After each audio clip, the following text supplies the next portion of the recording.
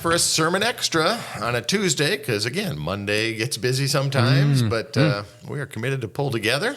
Yes. Pastor Dustin is watching his daughter in state golf. Yeah, they actually had her on the Trinity. news last night. I saw that little clip. Yeah, Yep. little I clip think of she her. was Trinity. Yeah. She had a really good back nine, I heard. She shot a 39 on the back. Wow. A little tough front, but man, Yeah. a 39 on the back at state is a big deal. Yeah, and I think cool for her. I saw in that clip she was in 20th place, which is fantastic. And they play again today, right? Yep. They do another round. I think 10:40, 10:50 she's teeing off. So you can actually live stream and watch how she's doing. nice. So I have that up on my computer. But by the time I have this recorded, it'll be over. Oh, yes, that's right. That's right. Yeah, we get a timestamp. There we go. But he'll be preaching next weekend. But Yeah. Pastor John, you preached on Sunday? Yeah, still, again, just getting into the series, and it's just been fun to unpack it. And, as I was preparing for Sunday, and I didn't get an opportunity to get into this a whole lot in the sermon itself, but just kind of one of those blanket statements. I hope people are taking in little by little what we're talking about. And we're starting to hear some stories,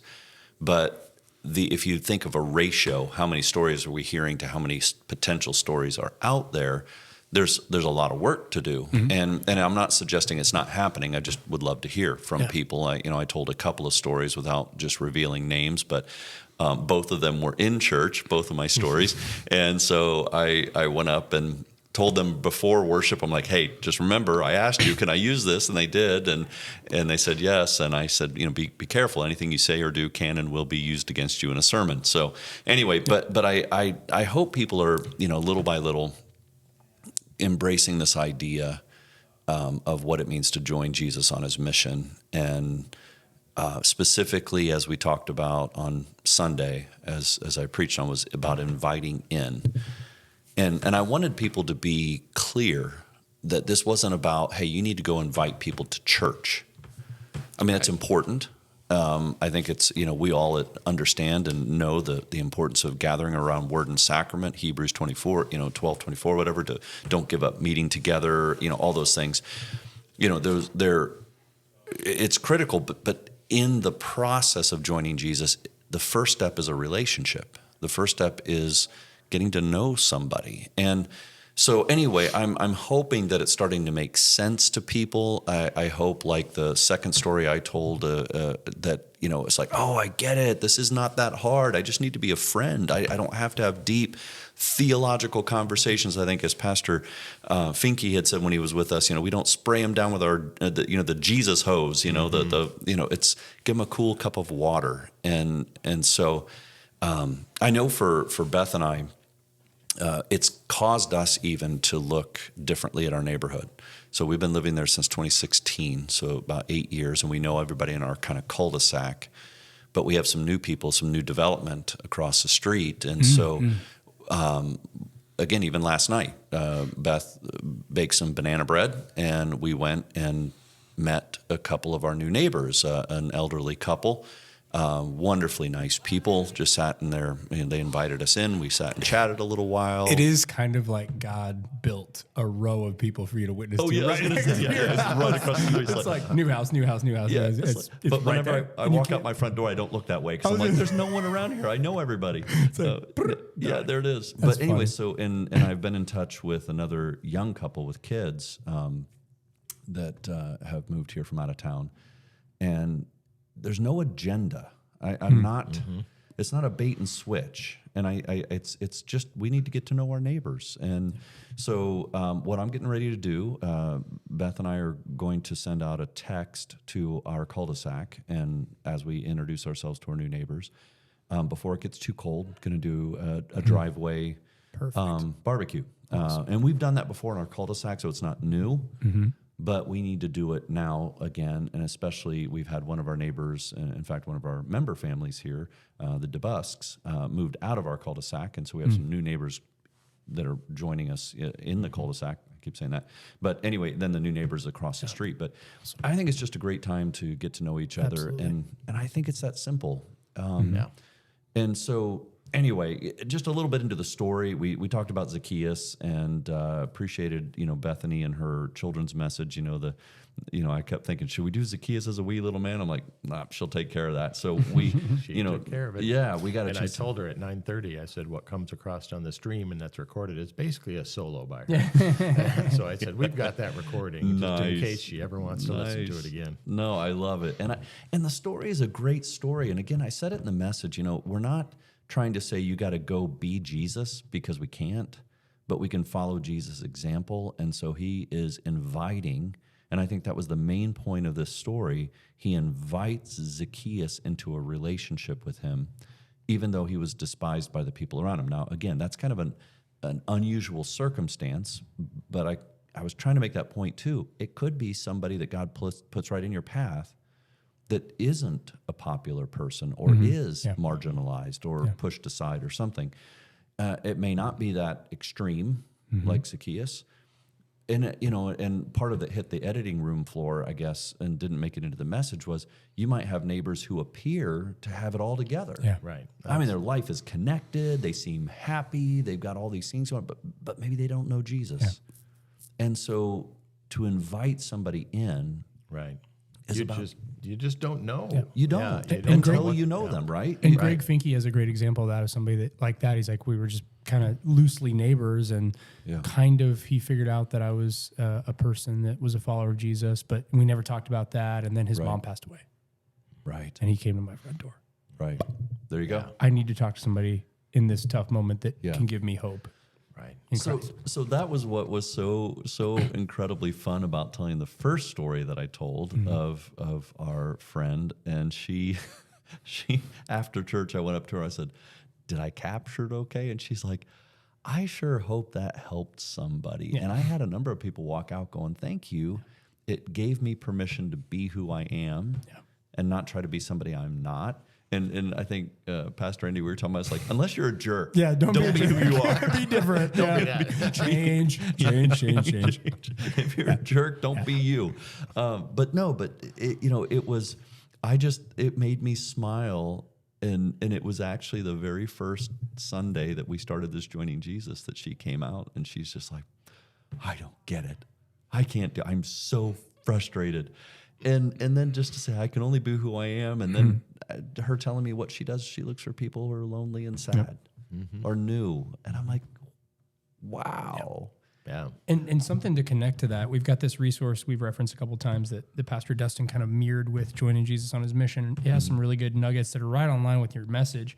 And one of them was, when we try to be someone we're not, which the world tempts us to do, and there's so many things trying to get us not to be ourselves, or we think I have to be this witness, disciple, evangelist person that I'm not. When you start to have those feelings, he says, first of all, let this motivate you. People are watching you. They just you, right? Who you are. Yeah. And he said, you can fake some things, but time always reveals who you are and how important God is in your life. Yeah. And for that lady that I also know, when she's doing exactly what she said she was doing and may have not realized she was on mission, Yes. people are watching Yeah. her. Amen. And they can see Jesus in her, and they can see the light in her in dark places. Your life is a walking sermon, and so here's the other thing that didn't make it into the message. And if I had 2.0, the second half of it is the question, what if you are Zacchaeus? Yeah.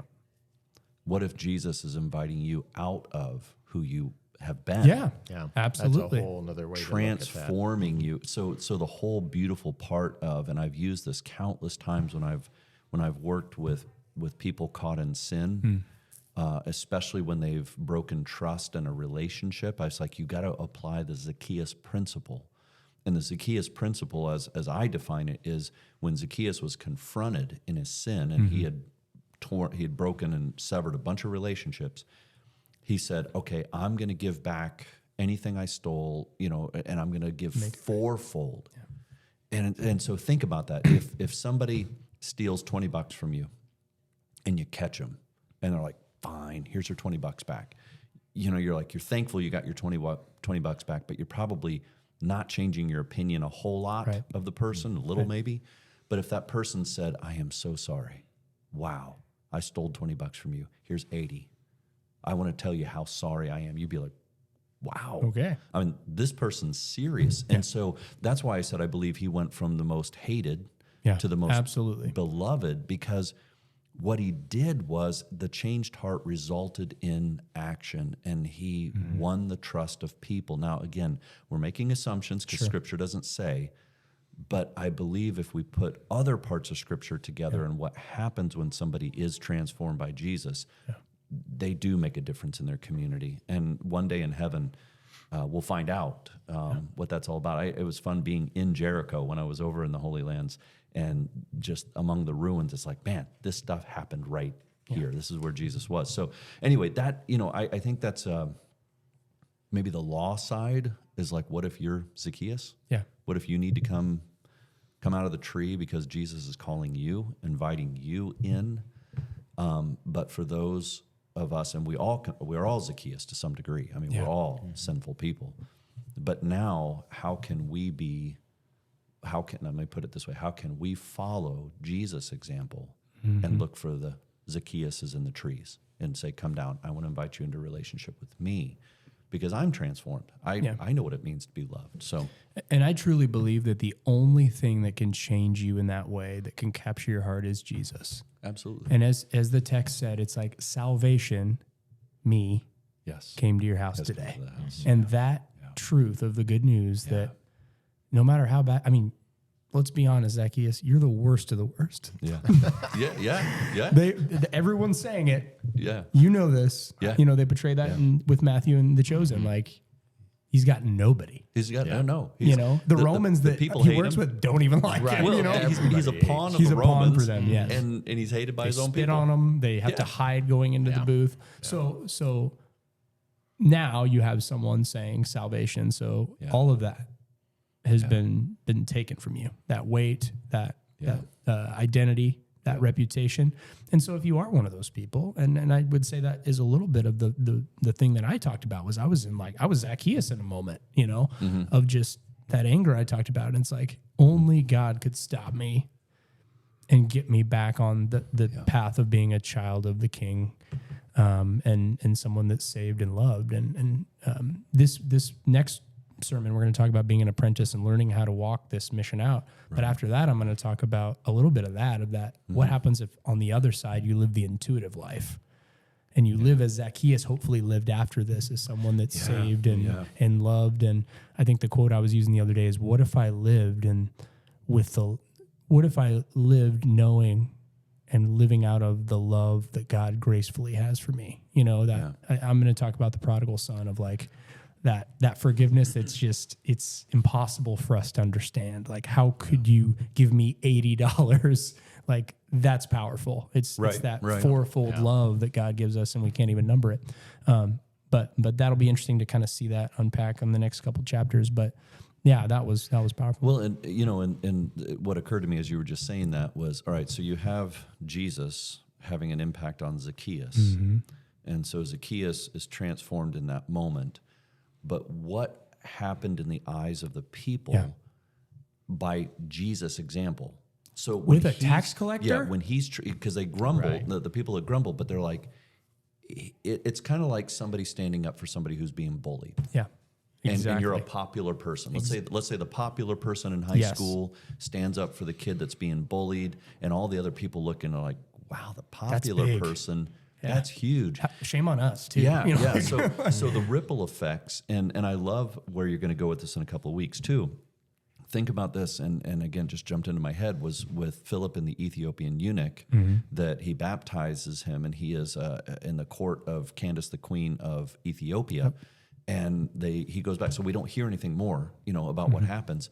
But when you look through the church history, some of the fathers of the church came out of Ethiopia. Yeah. Some of the biggest theologians, thinkers, scholars came out of Ethiopia. It's crazy there. And it's like, okay. Yeah, they don't have enough pastors for the Christians there still today. Like, it's wild. It's so the impact that one person can have, he goes back to so totally different story. But the point is what happens? Yeah. What happens when? What happens if we start living this out? And that's where I think we can. I would love to hear people's stories. I'd like and I've already had a couple of people come up and say, we need to tell our story. Yeah. This is huge. This is really important. Good. and so maybe not anonymously. I kind of I don't want people to get caught up in the names and then make them feel embarrassed sitting in the church and that kind of thing. But if we can tell those stories also, get people to tell them themselves. Sure. That's huge, huge. So It is. But so anything else coming up? We got The one thing I guess I would just add is talking about inviting in. Fall Festival is coming up. You'll be seeing that in communications. Right, And we're going to do some of the same things we've done, but some new things too that are actually really exciting, as far as moving it to 1 p.m. in the afternoon. So you'll be able to go home, get lunch, but then we're going to have like fall treats, fun fall food. There'll be something for young adults. There'll be something for kids, obviously. If you want to do a trunk, we'll do trunk or treat. We're going to actually have hayrack rides that go get pumpkins. Like, it's going to be great. So be looking for the details, but it's a great opportunity to invite someone. it is, and it's not going to be there's not going to be a big. It's not a worship agenda, things like that. It's not going to. It's just fellowship. It's the pumpkin patch without the huge price tag. There you go. That we talked about, They're getting up there. They're great. They I'm are a great. big advocate of them. Big advocate. But this getting one is pricey. FREE. Yeah. And if you want to bring a friend, it'll just be a great fall day, and we'll have some fun fall It will be stuff fun. going on. So. It'll be fun. And thanks to Bethany for getting all that going. We had a great meeting with a lot of the church leaders to get that plan, so it'll be good. That's That will be. fantastic. And, Yeah. Pastor Dustin will be joining us next week because he'll be Right. preaching on Sunday. Yes, and we're. You I guys- can't believe we're getting close to Yeah. wrapping this up We in are. a few weeks. I'll do We kind of are. a final, pull it all together on the last Sunday in October, and then we're going to get into the Book of Ruth. People wanted to get back into a book of the Bible, and so we're going to take it apart. It's 4 chapters long, 4 weeks long, before we get into Advent and Christmas season. Really pick apart. You just said the I Christmas just said word, it. I man. just said it. Oh, you did it. I'm ready. Sorry. Yeah. We're ready. We're ready. So is Walmart. Yeah. They're They're say- slowly getting the So is Halloween stuff every smaller and store smaller out as there. the Yeah. green fern starts to emerge. Yeah. It's terrifying. My kids are like, "What is going on, Dad?" I'm Yeah. like, My "I know." kids would always go, it is way too early for that. Oh, you yeah, know, my and it's kids like, are well, like- it starts in July. So Yes, there you it go. does. And I'm getting all the magazines of all the toys from all the different places, and my kids boy, can't help but yeah. open up and go, "I want that. I want that. I want that." Man, some things never change. No, they Things never don't. change. All right. Awesome. Thank you guys for joining me. Yeah, it was a Scott. great day. Appreciate it.